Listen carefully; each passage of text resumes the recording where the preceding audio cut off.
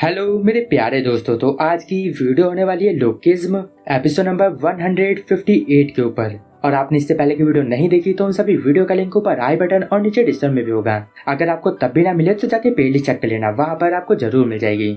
और आप में से अक्सर लोग इस चैनल को बिना सब्सक्राइब करे देखते, क्यों भाई कर लो, दिल से अच्छा लगेगा, दुआएं लगेगी मेरी। आशा करता हूँ कि आपने अब तक चैनल को सब्सक्राइब कर दिया होगा। तो अब नेक्स्ट देरी की वीडियो को स्टार्ट करते हैं।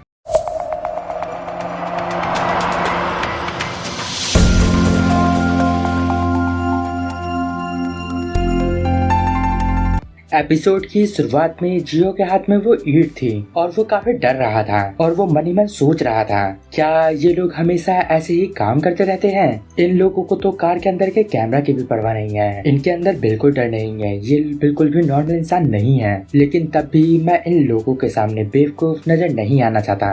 मुझे ये ईंट फेंकनी ही होगी, सॉरी जिसकी ये कार है, मुझे माफ कर दो, मैं अब ये शीशा तोड़ने वाला हूँ। और वहाँ जियो जैसी ईंट फेंकने वाला था, तभी जेम्स बोलता है, हे खड़े खड़े मैं यहाँ जम जाऊंगा, आखिर तुम क्या कर रहे हो? चलो अब चलते हैं। जियो तुम सच में एक मॉन्स्टर हो, चलो अब कार को तोड़ना बंद कर और हमारे साथ चलो। और ये सुन के जियो को सुकून मिलता है कि अब उसे कार नहीं तोड़नी होगी। और अब हम अगले सीन में देखते हैं कि जियो पूरी क्लास में अकेला बैठा हुआ है। वो सोच रहा था, मैं दोबारा ऐसे फालतू की चीजों में नहीं पढ़ूंगा। उस समय मैं पागल ही हो गया था, लेकिन वो लोग नॉर्मल नहीं है, लेकिन मैं नॉर्मल हूँ। और अब वहाँ जोई और बाकी सब उठते हैं, वो बोल रहे थे चलो कैफेटेरिया चलते हैं। तभी पीछे से जियो बोलता है, मुझे भी जाना है। और तभी जियो के फोन पे एक मैसेज आता है। जियो सोच रहा था, आखिर मुझे कौन मैसेज करेगा, क्या ये मॉम का मैसेज होगा? और अब जैसे ही जियो फोन ओपन करता है, उसे पता चलता है कि वो एक व्हाट्सएप ग्रुप में ऐड हो चुका है और वहाँ एना ने उसे यहाँ ऐड किया था।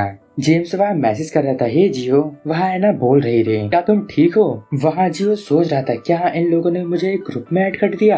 लेकिन मैं इनसे बिल्कुल बात नहीं करूंगा। लेकिन अभी के लिए मैं एक आम रिप्लाई कर देता हूँ, उसके बाद मैं मैसेज बंद कर दूंगा। क्या तुम लोग सही से घर पहुँच गए थे?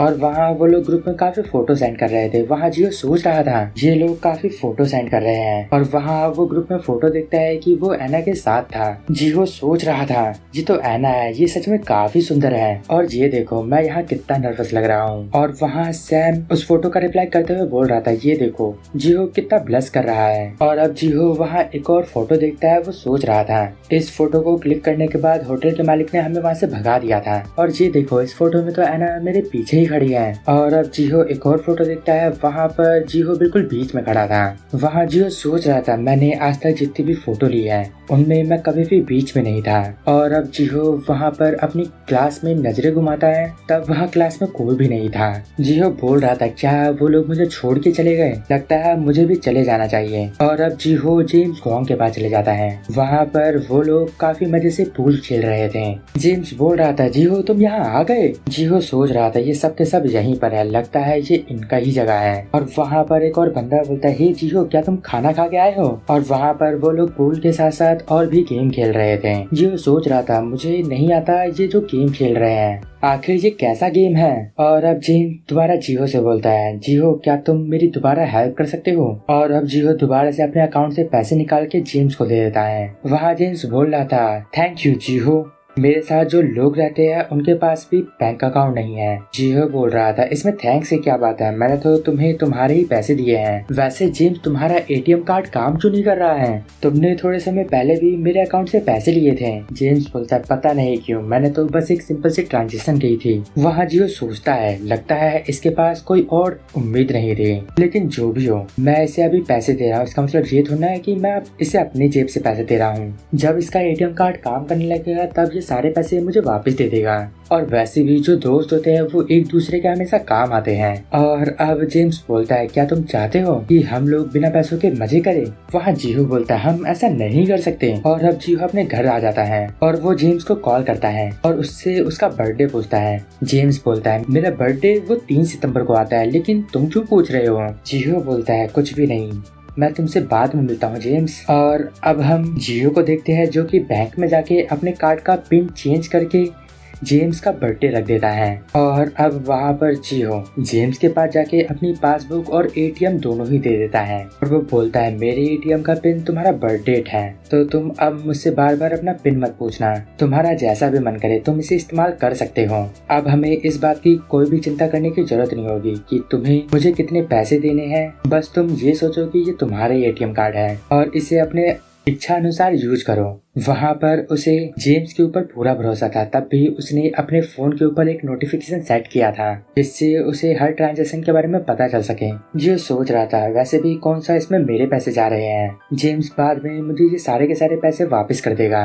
और वहाँ जेम्स काफी खुश हो जाता है और वो जियो के कंधे पे हाथ रख के बोलता है तुम्हारा बहुत शुक्रिया। वहाँ जियो को भी लग रहा था कि अब उसके काफी सारे दोस्त बन चुके हैं, तो अब उसके फेस पे एक हल्की सी स्माइल थी और अब वो अपनी क्लास में बैठा हुआ था। और वहाँ जियो के बगल में डैनियल का ग्रुप था, वो बोलता है चलो खाना खाने चलते हैं। और वहाँ पर दोबारा से डैनियल जियो के पास आता है और बोलता है हे जियो तुम यहाँ क्या कर रहे हो, क्या तुम हमारे साथ चलना चाहोगे? लेकिन जियो वहाँ मना कर देता है। इससे डैनियल काफी शॉक्ड हो जाता है क्योंकि पहले जियो ने ऐसा कभी नहीं कहा था। और अब वो दोबारा से अपने फोन में चैटिंग करने लग जाता है। और अब हम अगले सीन में जेम्स गॉन्ग को देखते हैं। वो एक इलेक्ट्रिक पोल के नीचे हल्का हो रहा था और वहाँ वो कॉल पे बात करते हुए बोल रहा था मैंने तुमसे बोला था ना कि मैं तुम्हारे पैसे आज वापस कर दूंगा। और तभी वहाँ पर वो फौजी वाला बुढ़ा आ जाता है। वो जेम्स पे चिल्ला के बोल रहा था हे तुम रुक जाओ, ये तुम क्या कर रहे हो? और अब वहाँ पर जेम्स टॉयलेट करते हुए ही उस बुढ़े की तरफ घूम जाता है। तो वहाँ जेम्स बोलता है क्या मैं यहाँ हल्का नहीं हो सकता, लेकिन मैंने यहाँ कुत्तों को हल्का होते हुए देखा है।